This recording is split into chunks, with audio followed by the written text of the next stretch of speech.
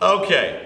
This is, unfortunately, as Chairman and I were just discussing, this is as far as I get in the summer because it's just a 4.5-week class. I would dearly hope that you will go on to Chapter 6, at least for yourself, in resolving conflict, because there's a lot of important things in that chapter, and because and when I'm not here at the college, I serve as a pastor and have for 30 years now, and I think the ability to fight fair, especially in interpersonal marital relationships, is vital. Not that, again, I have a lot of street cred on the subject. I just believe it's vital. Well, I've got cred. Yeah, but it's anti-cred. That's what we call bad cred. However, this week we're going to be on people's smart skill number 5, which is influencing others. And this is I want to intro what we're going to do because the chapter is reasonably short, and there are some things I want to say that are not in the chapter. Jeremy, what do you know of your great-great-grandparents? Great, 2 greats. I know where they're buried. Okay. What do y'all know of your great-great-grandparents? We'll bring it down one level. How about great-grandparents? What do you know? Great-grandparents. I know a little bit more as far as just who they were, where they came from. Were you alive in their lifetime? I knew one great-grandmother till I was 10. Okay. I was fortunate enough to grow up with both my great-grandfathers. They could not have been any more different. My great-grandfather, Theodore Wabel, was a retired train conductor. Wow. Yeah, so cool. He Yeah, he did. But he was this very quiet man and very exact. He worked hard again every day, and he had the pocket watch, like legit on a chain, and he had a train. Someone in the family has. I do. I have it. I do. I have it. Okay. And yeah, we've got it. Yeah, I've got all that stuff. And he has a train pin, like a employee pin. I've got that. He's very quiet man. But I have his Bible, and I have his pocket watch, and a few other bits that were important to Theodore. My other great-grandfather, my grandmother's, at least on this side of the family, I did not know on my father's side of the family, and there are reasons for that. But my grandmother's father was a rogue. I'm not actually going to mention his name on camera. I'm just going to tell you that we called him Daddy Mac. Daddy Mac. Daddy Mac. And I can only hope that one day my great-grandchildren would have such wonderful things to say about me. He was a rogue. I did love the man dearly. Yeah. He was How can you not? crass. Several people did. Yes, he was crass. He was vulgar, which as a young boy I thought was... We all have our parts to play. I mean, I thought it was incredible to have this great-grandfather that was this rogue. And he was a hard-drinking, hard-living guy that somehow managed to make it. He outlived his wife by a hot minute. I mean, a couple of decades. And drank like a fish. And a lot of my childhood, he lived with my grandparents for a while, but then there was no way my grandmother was putting up with his shenanigans. So sounds like he had the pimp starter. he was something, and he went on to this nursing home, and I would go with my granddad, who was not his kid. Grandma would not go. It was my grandfather, who was his son-in-law, and he had groped up or felt up or come on to the person in the deal, and we'd have to try and smooth that over or move him to a new place. He was a first-class rogue to his dying day. Kind of rogue doing a nursing home just broke up. He was a rogue. But see, here's the thing. That's really all I know about those men. Really, they lived long lives. They both outlived their wives. Now, on my dad's side, I don't remember because my dad's parents were in their 40s before he was born. And so everybody on his family above them was gone.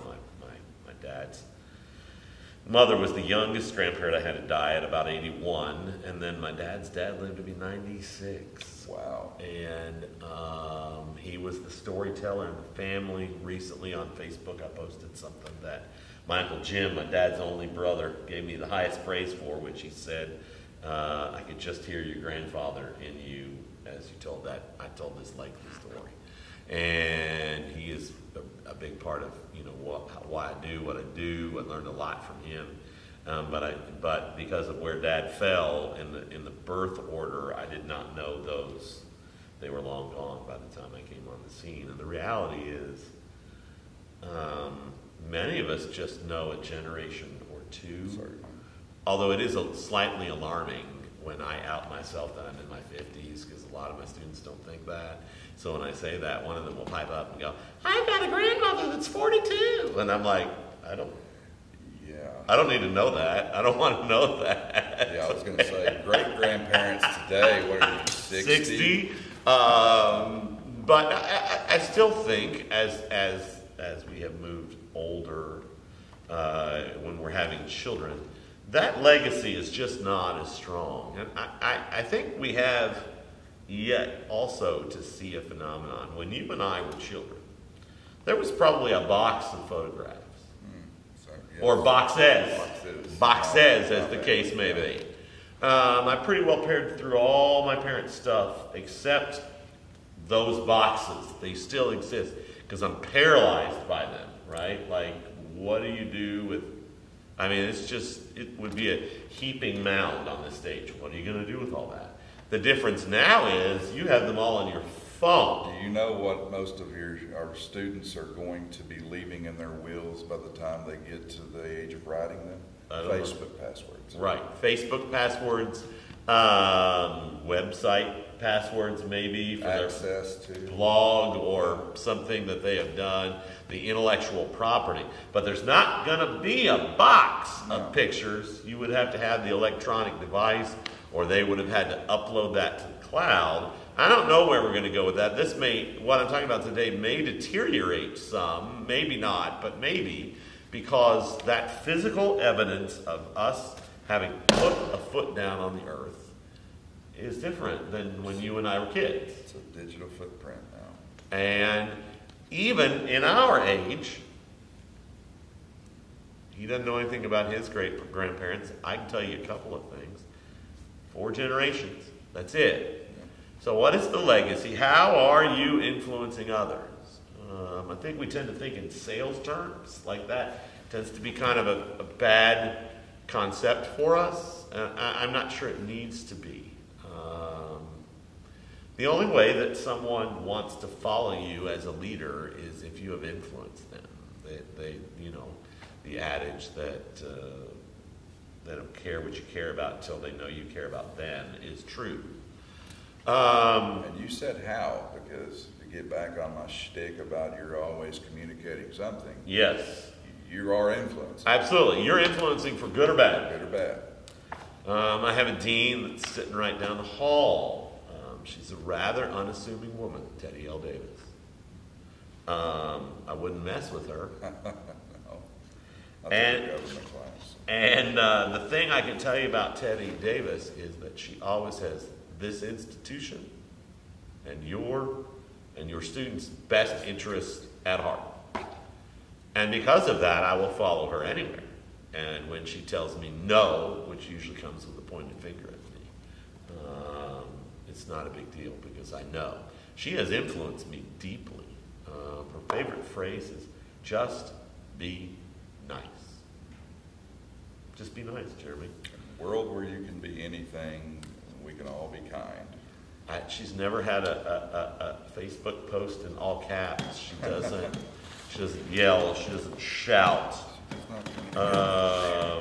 And I think that matters. I think it's important to be willing, especially if what we're talking about is in any way, any kind of leadership position. I think it really matters that you're willing to go to bat for the people. Right? Oh, it matters so much, especially with generations. You and I are are Yes. now in those positions, mentoring, in a sense. It seems to be, and I've been in leadership positions, as you know, with a variety of age groups.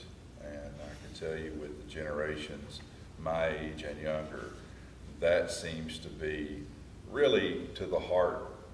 That's the key, is what are you willing to sacrifice for this person? That's it. I always try to make sure, if nothing else, and you know, it's kind of a cliche, but if I ask you to do it, I'm willing to do it too.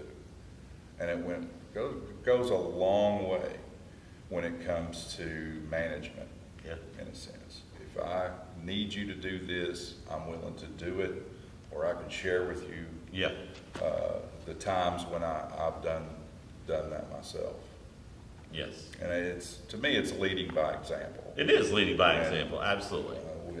I know you and I many times have talked about communication as actions speaking so much louder Absolutely. than words. And What I say I believe is not what I believe. What I believe is what I do. exactly. If I believed that I needed to drop the 20 pounds that I know that I need to drop, then I would do that. But what I really believe is that I love food, Yeah. and it's comforting to me, and so I stay about where I'm at, I right? carry the evidence. The other thing that I would say is, as a leader especially, but I think maybe as a spouse, certainly as a parent, as a friend, never ask anyone else to do something you're not willing to do. I would get very angry. I did youth ministry for a long time. I'd get angry when the elders would come and say, hey, let's get the youth to do the thing that we don't want to do, right? Yeah, right. And I don't say that we shouldn't, there's not benefit in using youthful energy and strength, Right. but it always came down to some really crappy duty that we just wanted somebody else to do it. Right. And I think that as a parent, sometimes it's easy to be that we will pass off that thing that we don't want to do, and clearly our child doesn't want to do either. And we are not modeling that. And I guess that's what I want to say. If you want to influence others, then you have to model what you want them to do. Well, it's like a chore at home. I mean, I assume kids today still have chores. Probably. I know we did. Yes. My son certainly does, and his is taking out the trash. Yeah. My son's responsibility is to take the trash out when the trash can gets full. Yeah. But he has many, probably not as many as he'd like, but he's seen me take it out, Right. or I've taken it out with him.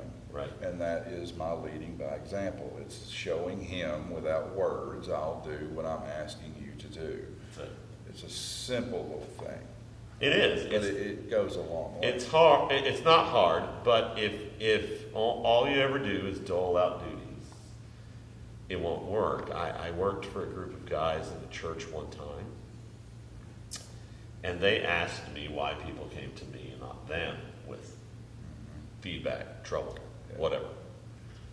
I said, well, have you ever seen what I do at a potluck dinner? And one of them leaned forward and was like, I've actually been meaning to ask that. You never sit down and eat. You serve lemonade and tea. And I said, yeah, but when I serve that, I sit down and I talk to them. And I hear what's going on. I use the available time so that when they have something, their first thought is, well, I should talk to him about that. I could never get them to see that would amplify their leadership ability, right? I never could. Not to be insulting to those praying loudest on Sunday, but any moron can bark orders. Sure. Not everybody can actually get results that aren't begrudging results. So yeah, you are actually walking the walk, and there's a difference. And people knew that, and so they came to me. Yeah. This is a really good, albeit short chapter. 123 talks about connecting with others, taking time to assess needs in order to make a persuasive presentation. It's an important trifecta right there. Many of us today struggle connecting. Like that is a thing. When I'm teaching students to go on an interview, I will talk to them about building rapport. Well, we don't know how to do that, Jeremy, because we hide behind the digital platform so much anymore. I forget what class it was, maybe it was speech, but Yeah. you gave, I remember this specifically because you did influence me in this regard. You gave very good advice when it comes to an interview. Yeah. You gave actual examples on, and it was all about making a connection. Well, I mean, honestly, if there's an HR department involved and you put your resume in, that's probably not a human looking at a resume anymore. That's probably a bot application, right? That's looking for keywords in your app. And if you make it through that process and you get to the door that has a human behind it, then you need to be ready, right?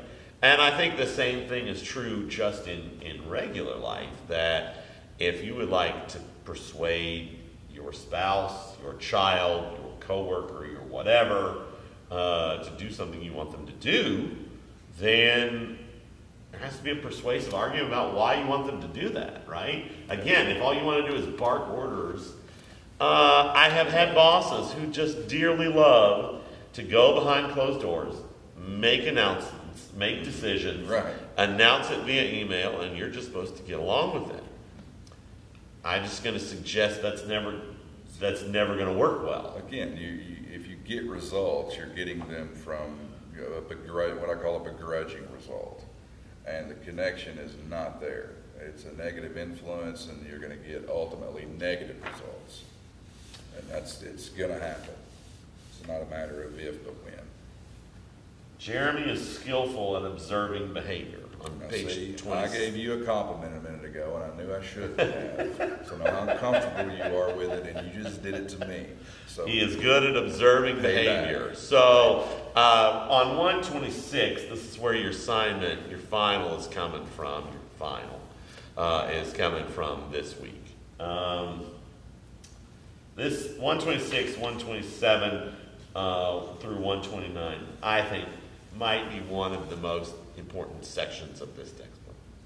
If I had something to say to a group of people, it would be ask better questions. This is 127. Ask what before why. If you notice, if you observe their behavior, notice something is off. Or something, I mean, it may not be bad, it might be good, right? I mean, if you notice that there's joy, dig in. And if it's appropriate, if it's not joy, dig in. Learn to ask better questions. Don't move on to the answer that you're ready to give. I might have had a secretary one time, Jeremy, who had... May have. This is Dawn, I'm sorry. If you ever see this, I'm sorry. Who had a teenage... And Haley, I'm sorry too, who had a teenage daughter. And they were having sort of typical mom, teenage daughter, right?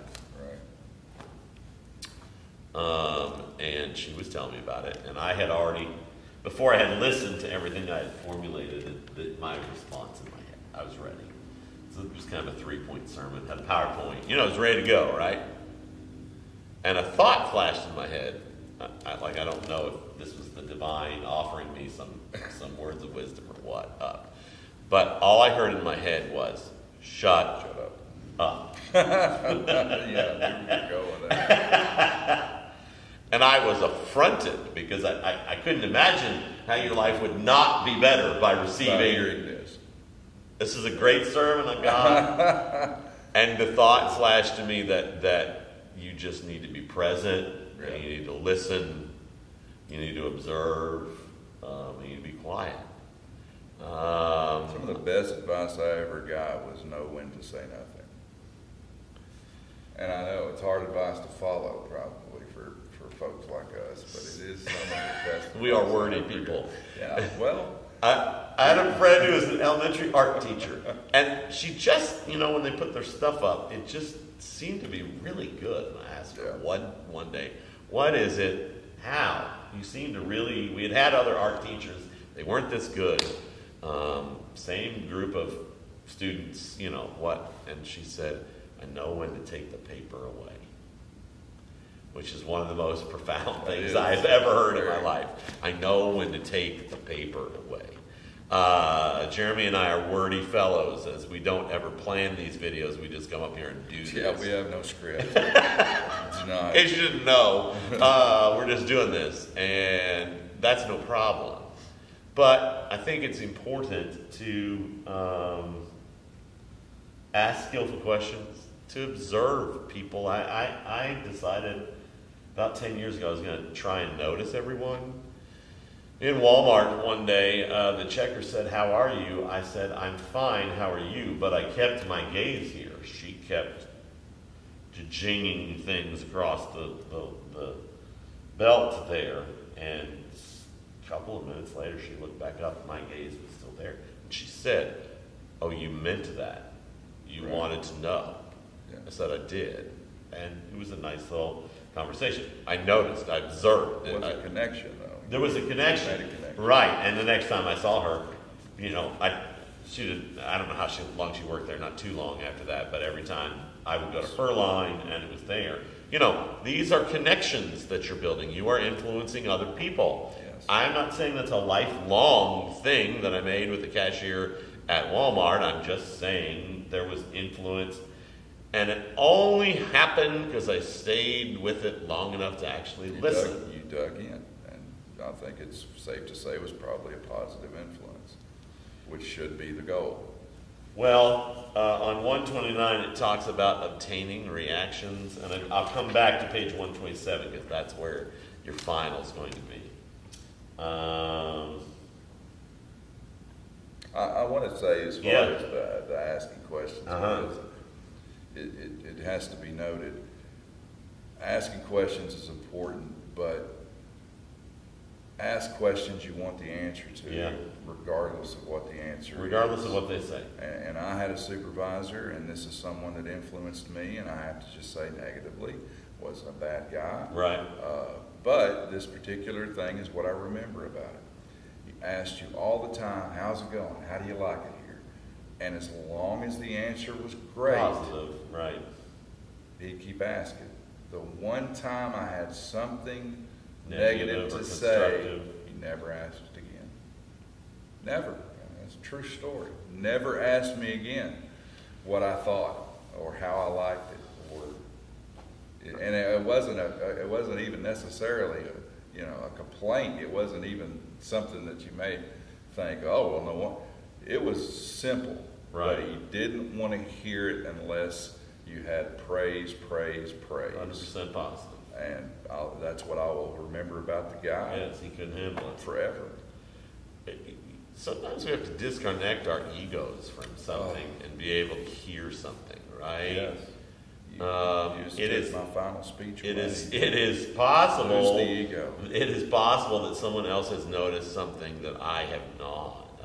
Very much in our theater program here, we've just hired another faculty person. I'm very excited about Hope, and I think she will work well because we're both team players. We want to work on a team. I didn't want to be the Lone Ranger, right? That's not what I was in for. 129 talks about obtaining reactions. Most people give advice and then wait for others to agree with them. It is much more effective to obtain someone's reactions immediately after you finish speaking. Now, a buddy of mine who's a top-notch presenter was asking his wife what she thought of his speech. She said... She's still his wife. She is still his wife, yes. Yeah, they are still married. But she said something that changed him. She said, "Do you want actual feedback or do you just want affirmation?" Do you want actual feedback or do you just want affirmation? And that What I should have asked supervisor, that supervisor. that supervisor was clearly just wanting, you to tell him everything's great. And that's important, but not everything. Right? Well, it's safe to say that my perspective of, or perception of that supervisor is he didn't want to make the place better.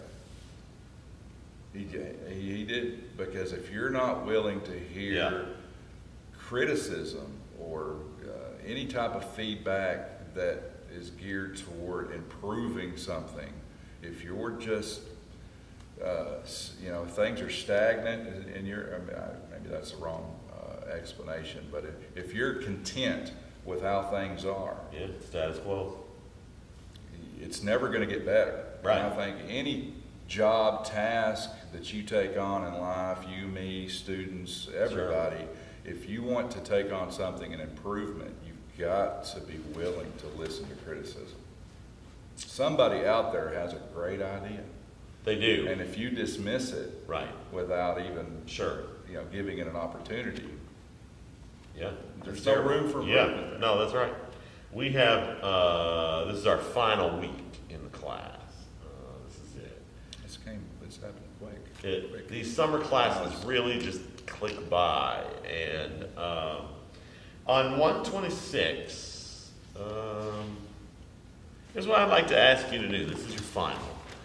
I'm supposed to give a written final, but I don't know that makes sense in this class because it's interpersonal communication. And I suppose I could give you a written exam over the text or something like that, but this feels a lot better to me. There's an exercise of sorts on 126 about someone that you want to influence.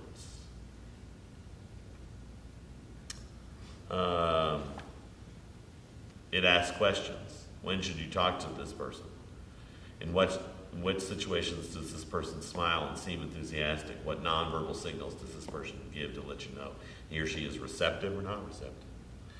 I'd like you to do this exercise for someone you want to influence. And I'm going to add a question that's not in the text. What do I need to let go of here first before I can influence them? A lot of life is about expectations. And if you go into it thinking, I've got to influence them and I've got to influence them in this way. So, that's your final. I'll put it in the Canvas shell. But who do you want to influence and how are you going to do that? And what do you need to give up in order to maybe make that happen? I think it's important. And I really do hope that you'll go on and, the whole rest of the text is good, but specifically chapter 6, Resolving Conflict, which unlike this chapter is a very long chapter, is worth the time in this textbook to read and consider. All right.